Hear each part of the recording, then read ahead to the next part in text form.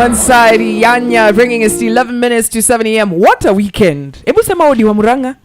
Odi wa Muranga nimekam na mandumu. It's true. He walks with them. Anywho, yeah. It's time right now. Of course, you're hanging out with Kwamboks and Obina. The show is Morning Kiss. Mwah! Where are you kissing us from? Remember, you can reach out to us on that hashtag Kwamboks and Obina. Sasa tuangalie gazeti. All right. The big story in the newspapers today is what is expected to happen today. Is titled The Showdown. Today is the Smackdown WWE. Yeah? Okay. It's a peaceful protest, bro. It's supposed to be peaceful, but it's not gonna be peaceful. Okay, first of all, let me take you to what it's cost. So first of all, schools have changed their reopening date. My kids are still at home because yesterday is when midterm ended. Yeah. Today they were supposed to report to school, but they can't go because schools are like, hey, wait a minute. Deal with your problems first before you bring them to us, then, you know.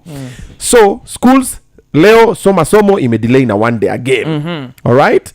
Raila Odinga had said last week, it's like, listen, we're not going to go to State House. So first of all, it was, we're going to go to State House. Then he spoke in an interview and said, we're not going to go to State House. We're just going to send a couple of people. Just a few. To find if the president is there and give the president our demands. Then again, came and said, scratch that. Psych, we are coming. That's what I'm saying. It's not going to be as peaceful as we hope.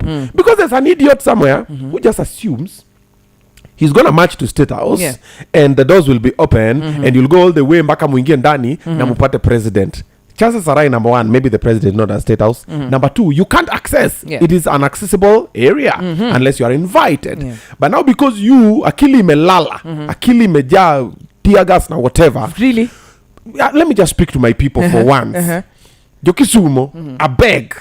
Tumia tu akili, katu chini na ufikirie. What do you think is going to happen if you try to access State House and you find the police are guarding those barriers and everything and you try to access by force? What do you think is going to be happen? Do you think it's going to be a handshake? Hey guys, please, Aki guys, we don't want to use the tear gas, Aki please. Yeah. It's going to be chaotic, it's going to be messy because watakuja na kifua. So tunataka. And then you really think this Maandamano is about high cost of living? You really think? What do you think it is about? Let's assume. Let's assume this Maandamano is not about gas. Yeah, let's assume. If you don't know 1 + 1, if you don't get it, forget about it. Let's assume this Maandamano is not because now there's another person who's going to be supplying gas and all gas is going to be cheaper. Let's assume this Maandamano is not about fuel, unga, Let's assume this Maandamano is not about nusumkate. You know, give me a little bit of the government. I want to be part of this. Let's assume. So you really think accessing State House na kifua is what is gonna reduce food prices? But Obina, Kenyans have a right to protest, especially if they're finding the cost of living totally agree difficult. I agree with. And Kenyans are going to show up at State House. But interestingly, UDA walisema nini? Pia hao wanaandamana. See, I told you this thing. Sasa wanaenda kwa Raila. Raila anaenda kwa president. Sasa akitoka kwake wanaenda huko kwa Mama Aida. Yeah. But nakwambia, wait, let me ask you something. Right now, the Raila is not in the government. Yeah. Do you think there's going to be police who's going to be guarding his residence? And who do you think the police take their orders from? So watagard ama watagard? Ama kuna watu wa Kibera wataenda kuchunga kwa baba, wengine wakikuja town. This is about to be an interesting day.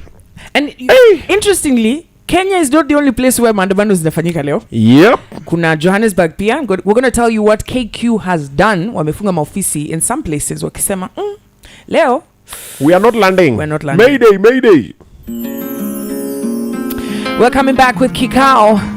Yes, somebody's about to confess who they are never, ever going to forgive. In the meantime, Craig David. We started off as just casual.